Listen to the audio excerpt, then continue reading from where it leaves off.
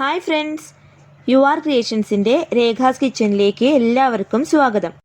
ഞാൻ ഇന്ന് ഒരു പ്ലെയിൻ ഫ്രൂട്ട് സാലഡിൻ്റെ റെസിപ്പി ആയിട്ടാണ് വന്നിരിക്കുന്നത്.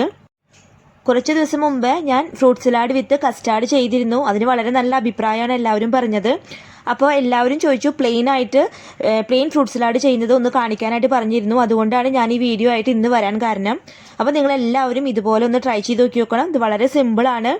അപ്പോൾ നമുക്ക് വീഡിയോയിലേക്ക് കടന്നാലോ.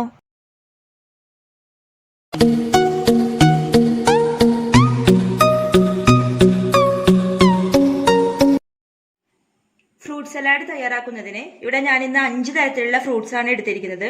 നമുക്ക് ഇഷ്ടമുള്ള ഏത് ഫ്രൂട്ട്സ് നമുക്ക് ഫ്രൂട്ട് സലാഡിന് വേണ്ടിയിട്ട് ഉപയോഗിക്കാം. ഇപ്പൊ ഞാൻ എടുത്തേക്കുന്നത് അനാർ എടുത്തിട്ടുണ്ട്, മുന്തിരി എടുത്തിട്ടുണ്ട്, മാങ്ങ എടുത്തിട്ടുണ്ട്, പഴം എടുത്തിട്ടുണ്ട്, ആപ്പിൾ എടുത്തിട്ടുണ്ട്. ഇതെല്ലാം നിങ്ങൾക്ക് അളവൊക്കെ നിങ്ങളുടെ ഇഷ്ടത്തിനനുസരിച്ച് മാറ്റാവുന്നതാണ്. നിങ്ങൾക്ക് എത്ര അളവിൽ വേണമെങ്കിൽ അതുപോലെ നിങ്ങൾക്ക് ഫ്രൂട്ട്സ് ഒക്കെ കട്ട് ചെയ്തിട്ട് എടുക്കാം. നമുക്ക് ഈ ഫ്രൂട്ട്സ് എല്ലാം ഒരു ബൗളിലേക്ക് ആഡ് ചെയ്ത് കൊടുക്കാം. ആപ്പിൾ ചേർത്ത് കൊടുത്തു, പഴം ചേർത്ത് കൊടുത്തു, മാങ്ങ ചേർത്ത് കൊടുത്തു,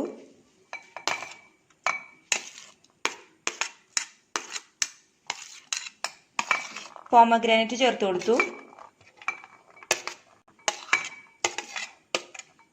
മുന്തിരി ചേർത്ത് കൊടുത്തു. നമുക്കിതിലേക്ക് പൈനാപ്പിൾ ചേർത്ത് കൊടുക്കാം. പക്ഷെ പൈനാപ്പിൾ നേരെ തന്നെ നമുക്ക് ഫ്രഷ് ആയിട്ട് ചേർത്ത് കൊടുക്കാൻ പാടില്ല. അതൊന്ന് കുക്ക് ചെയ്തിട്ട് മാത്രമേ ഇതിലേക്ക് ചേർക്കാൻ പാടുള്ളൂ കേട്ടോ. കാരണം പൈനാപ്പിൾ കുറച്ചു നേരം ഇരുന്നാൽ അതൊരു കൈപ്പരസം വരും. അപ്പം അത് കാരണം പൈനാപ്പിൾ കുക്ക് ചെയ്ത ശേഷം മാത്രം ഇതിലേക്ക് ചേർത്ത് കൊടുക്കാൻ ശ്രദ്ധിക്കുക.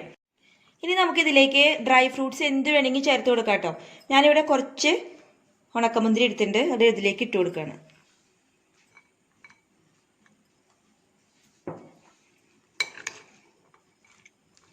നമ്മുടെ വീട്ടിലുള്ള ഏത് ഫ്രൂട്ട്സ് വെച്ചിട്ടും നമുക്ക് ഫ്രൂട്ട് സലാഡ് തയ്യാറാക്കിയെടുക്കാം. ഇത് പ്ലെയിൻ ഫ്രൂട്ട് സലാഡാണ് കേട്ടോ.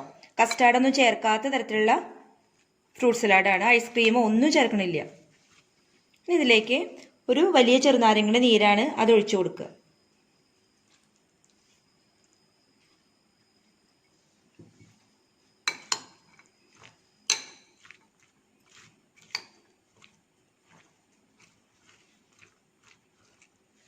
ഇനി നമുക്കിതിലേക്ക് ഹണി ചേർത്ത് കൊടുക്കാം കേട്ടോ. അത് വളരെ നല്ലതാണ്. ഈ ഫ്രൂട്ട്സിന്റെ കൂടെ ഹണിയും കൂടിയും കഴിക്കുന്നത് വളരെ നല്ലതാണ്. ഞാനിവിടെ 2 ടേബിൾ സ്പൂൺ ഹണി ചേർക്കുന്നുണ്ട്.